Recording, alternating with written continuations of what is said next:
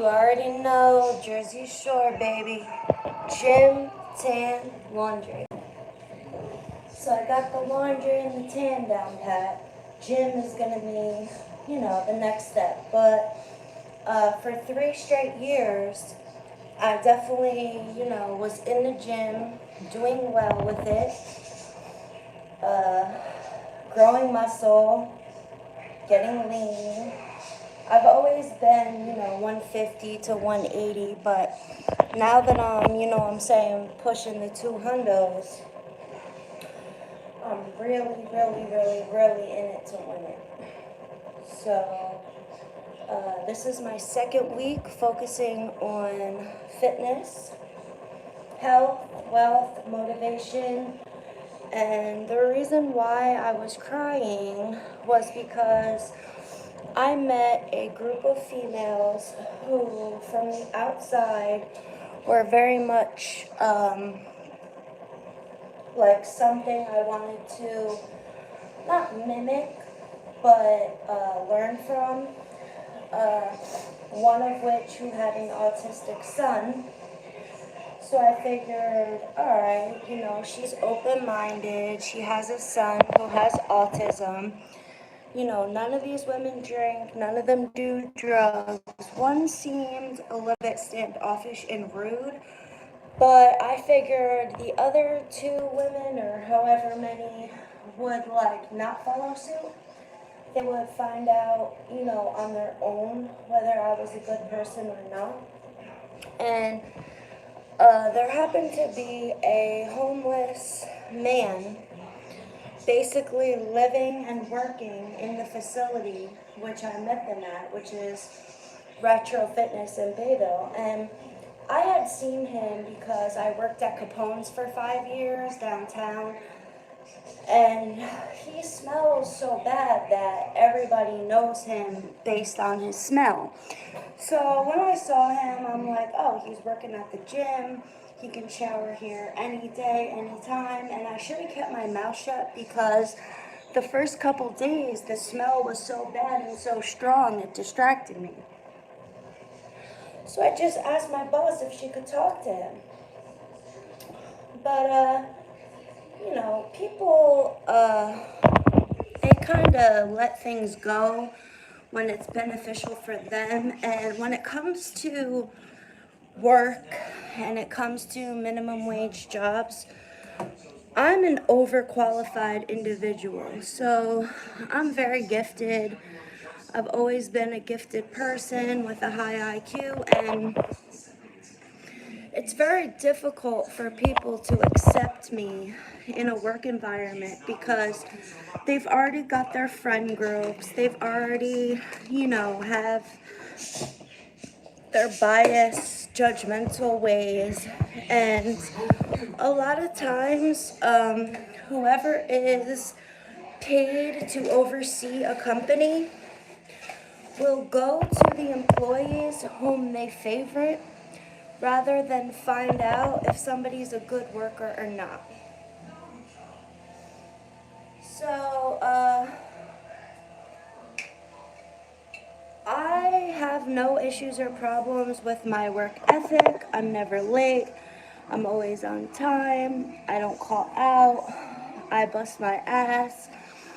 But personality-wise, I'm a hard guy to get along with, get on the song with.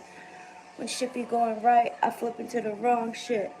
So because of my history and because I'm from this area and everybody knows me, no matter where I work, I'm getting 30 to 60 to 70 to 80 to 100 hugs, hi, how are yous, a day.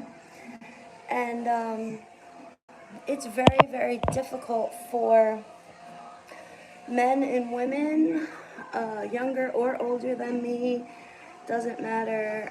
Primarily women, though, not necessarily men, but demasculated men, definitely.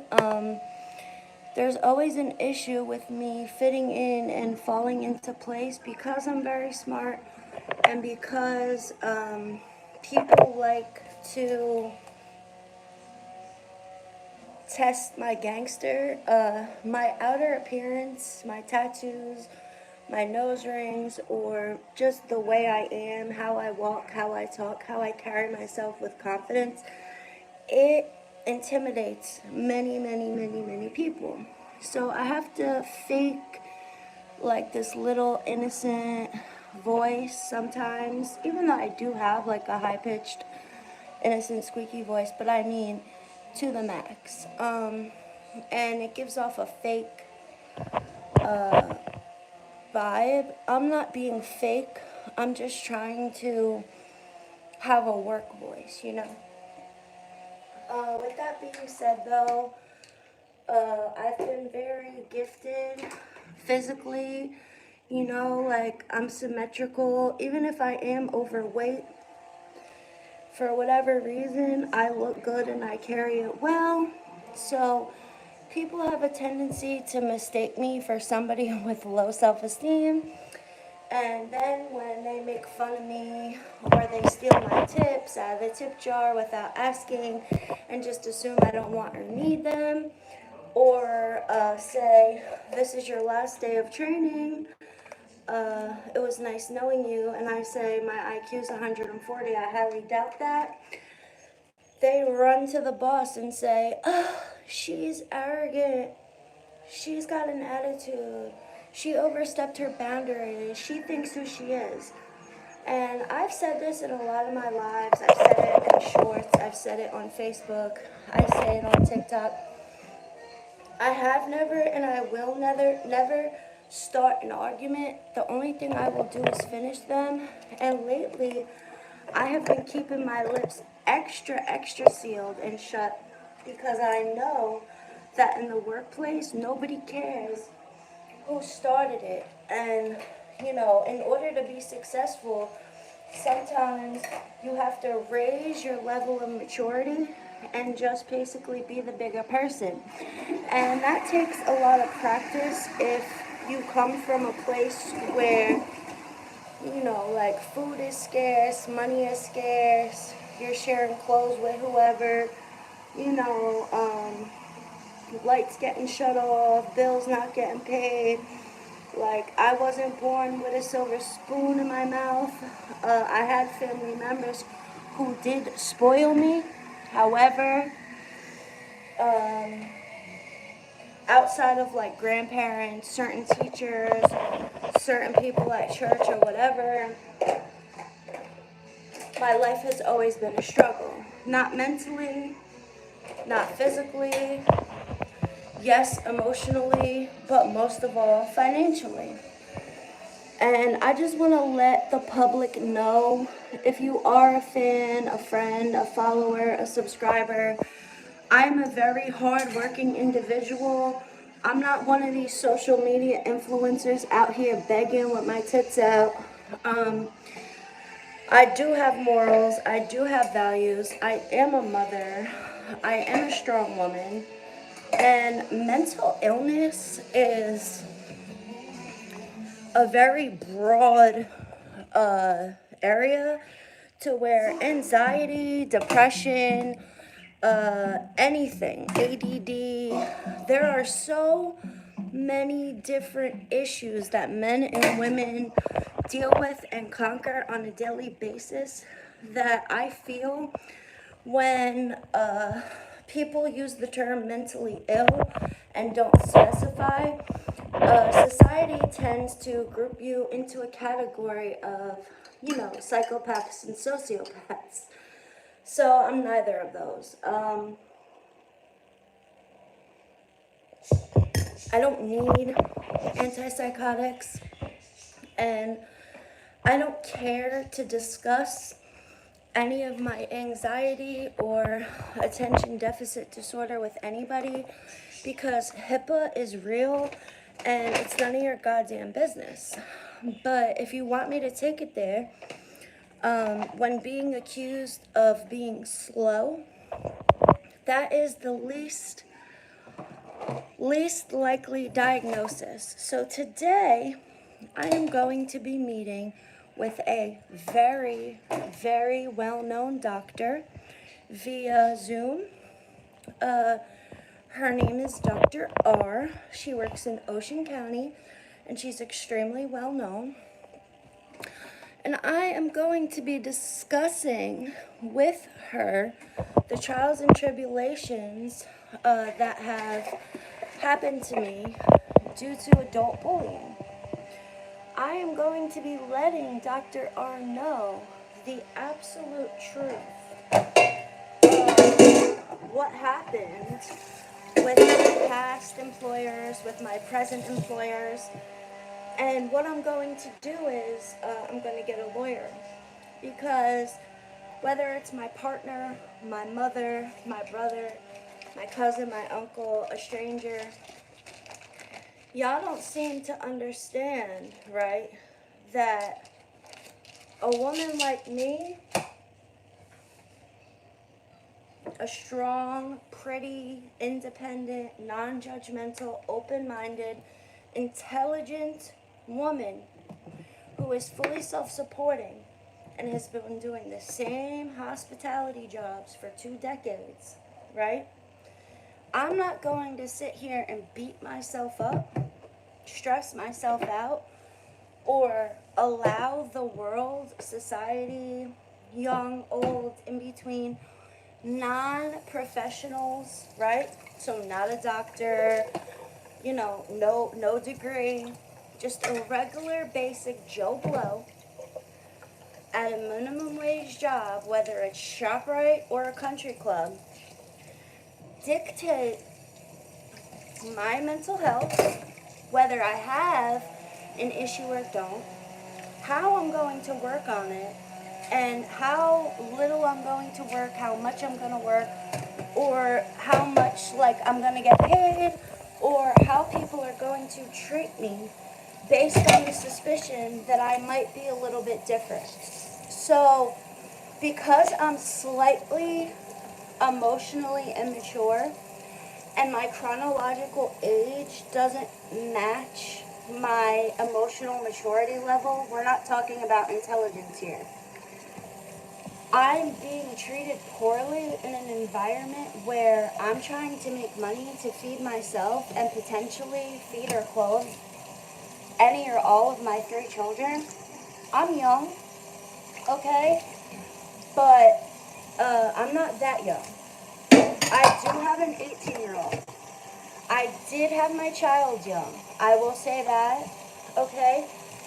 When speaking with my older brother last night and speaking with my childhood friend this morning and going over my journaling, going through my blogs and blogs, in comparison to 10 years ago and 5 years ago, when I was ingesting mind and mood altering substances, including alcohol, we're not talking about marijuana here, I had a much better chance of staying gainfully employed because of the fact that I was very robotic, and it had nothing to do with humility and everything to do with desperation.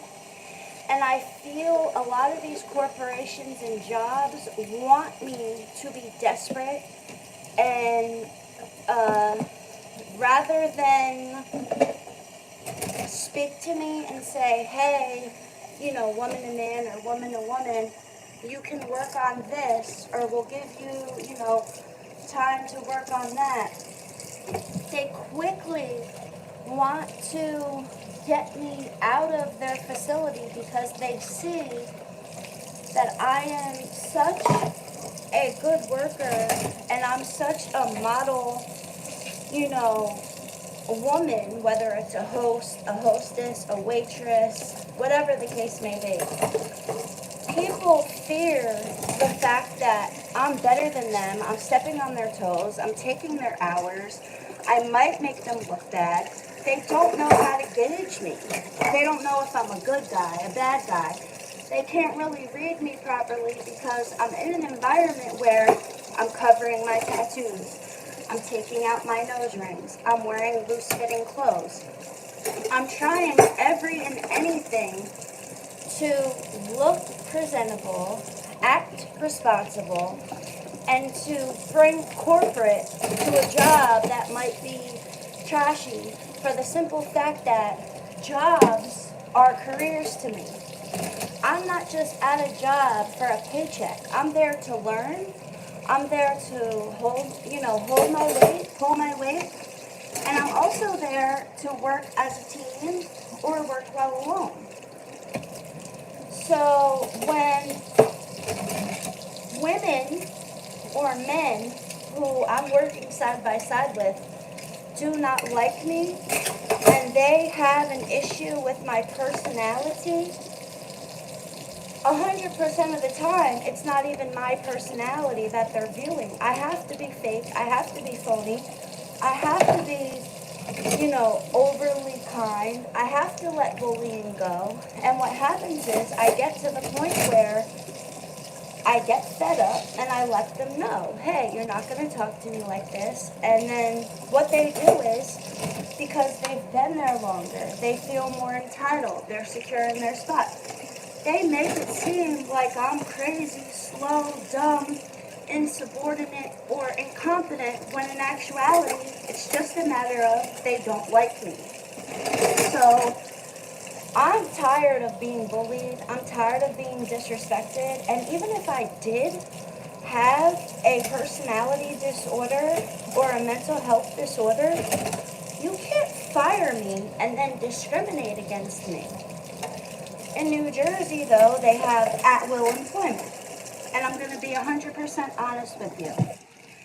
I have never been let go from a job due to any of my behavior, anything I said, done. I don't steal. Every single time a job doesn't work out for me, it's not because of the boss or the supervisor or the customer.